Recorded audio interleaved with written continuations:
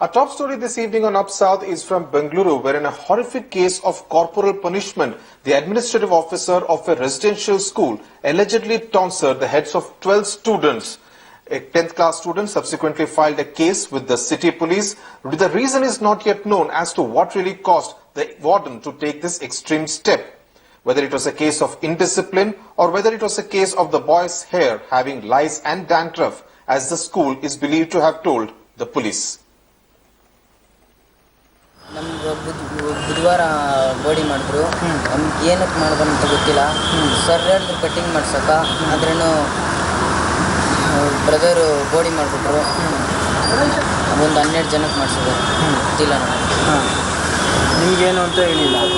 ಎಷ್ಟನೇ ಕ್ಲಾಸ್ ಓದ್ತಾ ಇದೆಯಾ? 10th. ಅದೇ ಹಾಸ್ಟೆಲಲ್ಲೇ ಇರೋದು. ಆ ವ್ಯವಸ್ಥೆ ಎಲ್ಲ ಚೆನ್ನಾಗಿದೆಯಾ? ಊಟ ಎಲ್ಲ ಕರೆಕ್ಟ್ ಆಗ್ತದೆ? ಊಟ ಎಲ್ಲ ಚೆನ್ನಾಗಿದೆ. ಎಷ್ಟು ಜನ ಮಾಡ್ತೀವಿ? ಫೀಸ್ ಎಲ್ಲ ಎಷ್ಟು? Yesterday we have received a complaint at our Kaban Park police station from a parent whose 2 children were studying in one of the private schools in Bangalore and also staying in the hostel facilities provided by that private school. So yesterday, as per the complaint that has been given, he says that his 2 children forcefully their hair was shaved off, one on the 28th one son and on the 30th the second son. So regarding this, he's given a complaint. We have received the complaint and we have commenced our investigation. We are also taking a legal opinion regarding this, and as per our preliminary investigation that we have done, it appears that around 10 children also were subjected to the same treatment. Joining me for a perspective on this story is Isidore Phillips, child rights activist. Isidore, what does this absolutely horrendous way of trying to discipline students tell you about the kind of people who are actually in charge of these children at a boarding school? So I think what needs to be noticed is that there are caretakers who have absolutely no skills at all. Be it a hospital, a nurse knows and she is trained, the doctor is trained. Now it is by far only the teachers or the hostels. You have people who have with qualification, without qualification, no orientation, no skill set. Here you're talking of people who live day and night and absolutely lack of skills, lack of knowledge that children actually kind of face, because if you see the kind of behavior that this particular person indulged in, it also shows a very inappropriate response to a right situation. Isidore Phillips, stay on. My colleague Pratibha Ramana also spoke to the father of one of the students who had to undergo this trauma at the school in Bengaluru. A case of alleged corporal punishment here. I have with me a distraught father who wants justice from the police as well as the Karnataka government, mainly because his son's head were tonsured as a form of punishment by the school. Sir, nimdu iga ಕಾನೂನಿಂದ ಏನು ಕೇಳ್ತಿದ್ದೀರಾ? ಏನಾಯಿತು exactly? Madam, ಕಾನೂನಿಂದ ನನಗೆ ನ್ಯಾಯ ಸಿಗಬೇಕು. ಮಕ್ಕಳಿಗೆ ಈ ಥರ ಆಗಿದೆ, ನನ್ನ ಮಕ್ಕಳಿಗಾದಂಗೆ ಮತ್ತೆ ಯಾರಿಗೂ ಆಗಬಾರ್ದು ಅಂತ ನಾನು ಕೇಳ್ತಾ ಇದ್ದೀನಿ. ಇದು ಯಾವಾಗಾಯಿತು, ಹೇಗಾಯಿತು? ಮೇಡಮ್, ಮಂಗಳವಾರ ನನಗೆ ಮೆಸೇಜ್ ಕೊಟ್ಟರು. ಅಂದರೆ ಬುಧವಾರ ಮಂಗಳವಾರ ನೈಟೇನೆ ಅವ್ರಿಗೆ ಇದು ಮಾಡಿಬಿಟ್ಟಿದ್ದಾರೆ ನಮ್ಮ ಮಗನಿಗೆ. ಬುಧವಾರ ನಮ್ಮ ಮಿಸಸ್ಸು ಅಲ್ಲಿ ಹೋದರು. ಹೋದ್ಮೇಲೆ ಮತ್ತೆ ಒಂದು 10 ಜನದ ಹತ್ರ ಇನ್ನು ಸೈನ್ ತೊಗೊಂಡ್ಬಿಟ್ಟು ಕೊಟ್ಬಿಟ್ಟು ನಿನಗೆ ನಿಮ್ಮ ಮಗನಿಗೆ ಇಲ್ಲಿ ಬಿಟ್ಬಿಟ್ಟು ಹೋಗಿ ಅಂತ ಹೇಳಿದ್ದಾರೆ. ಬುಧವಾರ ಮತ್ತೆ ಹಂಗೆ ಸ್ಕೂಲ್ಗೆ ಹೋಗಿದ್ದಾನೆ. ಸ್ಕೂಲ್ಗೆ ಹೋದರೆ ಅವನಿಗೆ ಫುಲ್ಲು ರೌಂಡ್ ಹೊಡಿದಿರಲ್ಲ ಮೇಡಮ್. ಅವನಿಗೆ ನಾಚಿಕೆ ಆಗ್ಬಿಟ್ಟು ಹೋಗಿದ್ದೀರಾ ಇದು ಮಾಡಿದ್ದಾನೆ. ಮತ್ತು ಕ್ಯಾಪ್ ಆಗೋ ಟ್ರೈ ಮಾಡಿದ್ದಾನೆ. ಕ್ಯಾಪ್ ಹಾಕ್ಬಾರ್ದು, ನಿನಗೆ ಮರ್ಯಾದೆ ಕಮ್ಮಿ ಆಗಬೇಕು, ಅದಕ್ಕೆ ಸ್ಕೂಲ್ಗೆ ಹೋಗು ಅಂತ ಹೇಳಿದ್ದಾರೆ. ಬುಧವಾರ ಹಂಗೆ ಮತ್ತೆ ಹೋಗಿ ಮತ್ತೆ ಗುರುವಾರ ಸ್ಕೂಲ್ಗೆ ಹೋಗಿ ಗುರುವಾರ ಸಾಯಂಕಾಲ ಮನೆಗೆ ಬಂದ್ಬಿಟ್ಟಂತೆ. ಮನೆಯಿಂದ ಅಪ್ ಆ್ಯಂಡ್ ಡೌನ್ ಮಾಡ್ತಾ ಇದ್ದಾರೆ. So it wasn't just a case of punishment just because he did not attend class for 45 minutes. Even after that, he was asked to attend classes throughout for the next few days and was not allowed to even wear a cap. And the humiliation is what has caused a lot of distraught for the family as well as the son.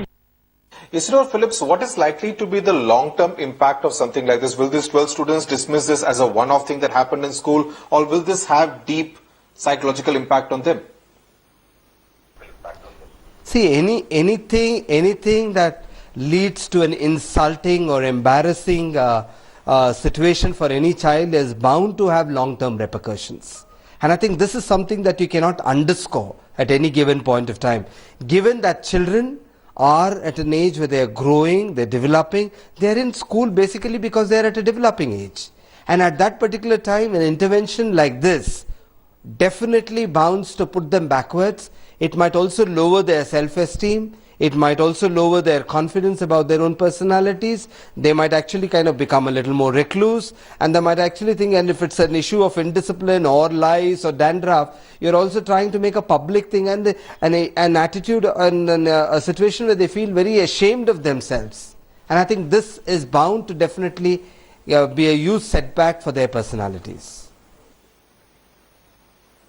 Right, Isidore Phillips, thanks a lot for joining us on this very disturbing story from Bengaluru. News now from Hyderabad. For long, the old city of Hyderabad has been known as the pocket borough of the Oasis of the MIM. And now they are looking to expand into newer areas. In fact, they are looking to fight the electoral battle in both Bengaluru and in Tamil Nadu. The MIM success in Maharashtra, where the party won 2 assembly seats, has given the Oasis a spring in their step. They now plan to contest elections in Karnataka and in Tamil Nadu. In fact, Tamil Nadu is already on the horizon, with the party keen to make its debut in the 2016 assembly polls. अगर अब हम काम शुरू करेंगे तो ये जरूर है कि शायद 1.5 साल अभी है आपके पास तमिलनाडु के इलेक्शन के लिए 2016 में है, तो अगर आप आज काम करेंगे, शुरू करेंगे, तो शायद 2016 तक हम एक ताकत बनेंगे. The Muslim parties in Tamil Nadu agree Oasis could prove to be a rallying point for the community. There will be a huge competition, but still, but so far, Oasis, all the Muslims have a good, manners, with him, on him. So definitely, I think he will do well. Maybe not in this election, maybe in the future, he's having a very good this thing in the Tamil Nadu.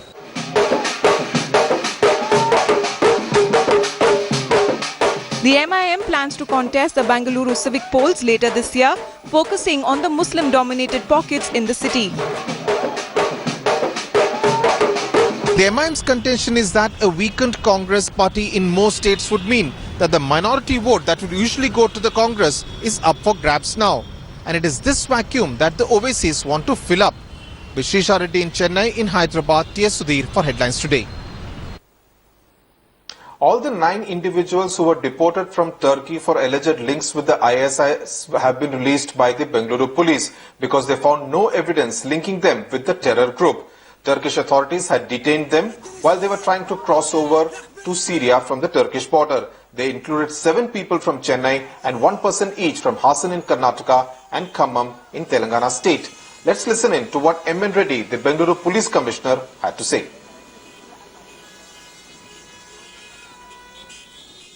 They have been interviewed by both the central agencies and the Bangalore City Police, and we did not find any direct culpability on the part of any of these individuals. Therefore, we have not registered any criminal case against them. They have been let off after being spoken to. The 2 younger members of the group, their families were called from their native places, and they were handed over, counseled and warned and handed over to the families. Pratibha Ramana joins me from Bengaluru. Pratibha, Mr. M.N. Reddy, they are making it very clear that there was no direct link with the ISIS group of any of these 9 persons who were detained for an entire day at Bengaluru airport. Does it suggest that the police in some way jumped the gun? Well, not exactly, Sudhir, because going by the way things have turned out for these people, they have it is ingrained in their brain right since their childhood, some of the religious texts that they perhaps believe in, which suggests that they have to serve for the cause of the religion in the Levantine region, and that while serving, if they have to die, they will directly reach the heaven. And this is the thought that has driven them to take this journey, go over to Syria while crossing the Turkish border. So that is but natural for anyone to find this evidence enough to suggest that they could perhaps have any kind of links with the ISIS groups. And in this particular case, on further questioning, is when it seems to suggest that it's quite an innocent plot. And of course, Pratibha, there was also the Mehdi Biswas case last year. Has the Bengaluru police boosted up its force to kind of take care and tackle this kind of cyber way of doing criminal activities? Well, Mehdi's case has been one of those eye-opener cases as far as the Bangalore police is concerned, because though Bangalore being a tech city, none of them really imagined that the social media could perhaps land them in so much of trouble. And now they have decided to send at least about 15 people who are already there in Delhi from the police force, who are taking some kind of a training as well as attending workshops in order to know what is exactly happening in social media, because something that is happening in some of the foreign nations and that has direct links to a remote city like Bangalore is something that needs to be looked into. Sudhir. Right. Pratibha Ramana, thanks a lot for joining us. Welcome back. You're with Up South. News now from Sri Lanka, where Maithripala Sirisena, the new president of Sri Lanka, has appointed a Tamil as the Chief Justice of Sri Lanka.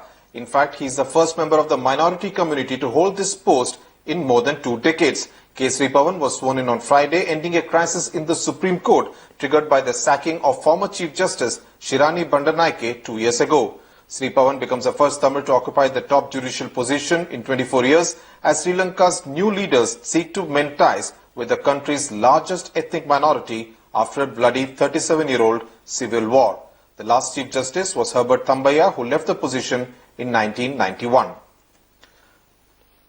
To put the development in perspective, I am now joined by R.K. Radhakrishnan, Deputy Senior Editor of Frontline Magazine and a long-time Sri Lanka watcher. Mr. Radhakrishnan, thanks a lot for joining us on Up South. Now, quite significant that a Tamilian has been appointed as the new Chief Justice of the Sri Lanka Court. A pointer to the healing touch, a sense of reaching out. Do you get the sense that this has the potential to go beyond mere symbolism? I don't think this is anything beyond, as you rightly pointed out, symbolism. You have to also see what happened right before Sri Pavan was named as Chief Justice. You had Shirani Bandaranaike coming into the High Court, and she was being reinstated with full, as you call, state honors. But who is Shirani Bandaranaike? This is the very person who made Mahinda Rajapaksa so powerful. And what were they celebrating in that case? What was TNA doing there? What was Sumantran doing there, leading Shirani into the Supreme Court premises? All these do not really point to a healing touch. It points to a fact that whatever Mahinda has done, we are going to undo. That's it. It's really nothing more than trying to go after Mahinda Rajapaksa, and it is going after all that the UPFA has done so far. Right. Former President Mahinda Rajapaksa, Mr. Radhakrishnan, was almost like a villain for most political parties in Tamil Nadu. Do you sense that Maithripala Sirisena, even if it's a mere symbolism, will endear himself more to the political parties in Tamil Nadu with a decision like this? I think definitely. I mean, as a symbolism, I think we all seem to be very happy about this tokenism. And I think because of that one reason, definitely yes. But beyond that, look what people like Vaiko are doing. They are trying to prevent Sri Lankan refugees going back from Tamil Nadu. That's a very wrong tree to bark on, because obviously people want to go back. You want to obviously go back to your home country, be there and be there with your people. You don't want to stay in a foreign land as a refugee. These are all wrong things to bark on, and I think Maithripala has done the right thing in appointing a Sri Lankan Tamil as a Chief Justice of the Supreme Court. But again, we'll have to see. I mean, before the parliamentary elections are held, I think we'll have the next set of reforms. We hear Modi is going there in March. All of these point to the fact that there will be something substantial coming up for the Tamils. Right. Mr. R.K. Radhakrishnan, thanks a lot for joining us with that perspective from Chennai. That's it then on Up South this Monday evening. News and updates will continue on Headlines Today.